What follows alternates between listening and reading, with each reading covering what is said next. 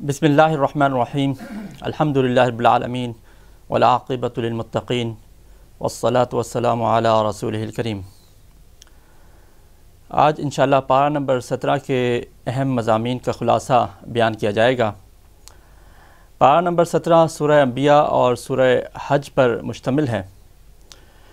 سورہ انبیاء مکی صورت ہے اور اس کے 7 رکوع ہیں۔ سورہ انبیاء سے قبل جو صورتیں تھیں سورہ طٰہٰ، سورہ مریم، اس میں حضرت عیسیٰ علیہ السلام، حضرت موسیٰ علیہ السلام کا تذکرہ تھا، جبکہ اس صورت میں باقی انبیاء کا تذکرہ کیا گیا ہے۔ اس صورت کا آغاز ہوتا ہے قیامت کے ذکر سے اور حساب کتاب کے ذکر سے، اور یہ کہا جا رہا ہے کہ لوگوں کے حساب کتاب کا وقت قریب آ چکا ہے، اور قیامت کے ذکر سے لوگوں کو جھنجھوڑا گیا ہے۔ اور اس کے بعد پھر اس صورت میں جس طرح مکی صورتوں کا انداز ہوتا ہے، عقائد کے اوپر گفتگو کی گئی ہوتی ہے، اسی طرح اس صورت کے اندر بھی توحید کے دلائل دیے گئے ہیں، مشرکین کے عقائد کا رد کیا گیا ہے۔ اس میں عقلی دلائل بھی ہیں اور کچھ آفاقی دلائل بھی ہیں۔ یہ کہا گیا ہے کہ عقلی دلائل دیتے ہوئے کہا گیا ہے کہ اگر اس دنیا میں اللہ تعالیٰ کے علاوہ اس کائنات میں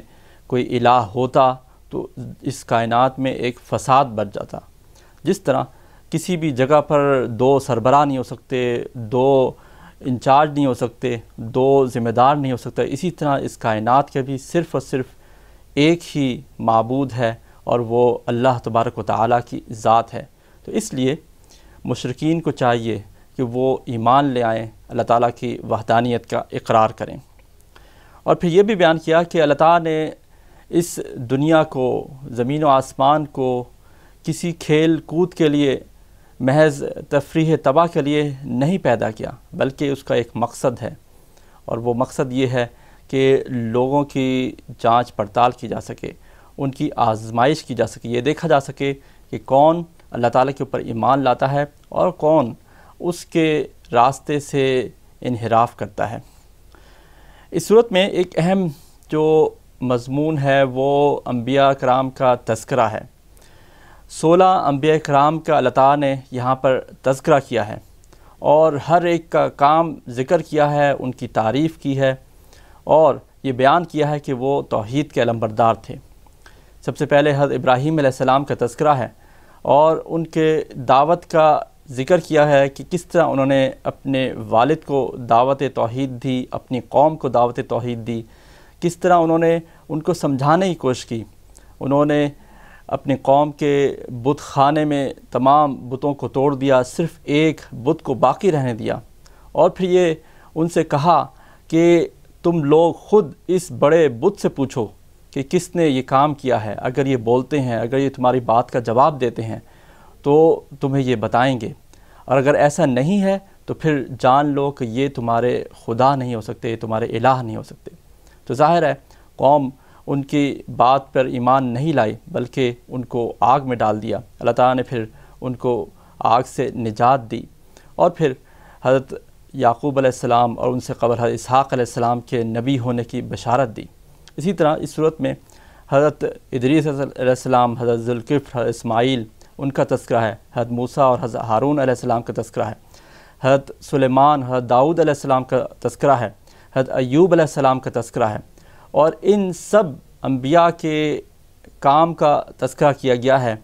اور انہوں نے جو اس کام کے دوران آنے والی مصائب اور مشکلات جھیلی تھیں اس کا تذکرہ کیا گیا ہے۔ در حقیقت اللہ تعالیٰ نے تمام ان انبیاء کرام کا ذکر کر کے ان کی تعریف کی گئی ہے، ان کو خراج تحسین پیش کیا ہے۔ اللہ تعالیٰ نے چاہا کہ اس آخری کتاب میں ان توحید کے علمبرداروں، ان انبیاء کرام کا تذکرہ ہو جائے کہ جنہوں نے اللہ تعالیٰ کا پیغام پہنچانے کے لیے محنت کی اور اپنے لوگوں کے مصائب پر صبر کیا۔ تو اس وجہ سے اللہ تعالیٰ نے یہاں پر ذکر کیا ہے، اور پھر اس کے بعد پھر جو رسالت کے منکر تھے ان کو تنبیہ کی ہے کہ اس طرح اگر تم نے انبیاء کرام کی تکذیب کی اور پھر رسول اللہ صلی اللہ علیہ وسلم کی بھی تکذیب کی تو تم لوگ بھی اور جو تمہارے معبود ہیں، بت ہیں، وہ جہنم کا ایندھن ہوں گے۔ اور پھر اس صورت کے اندر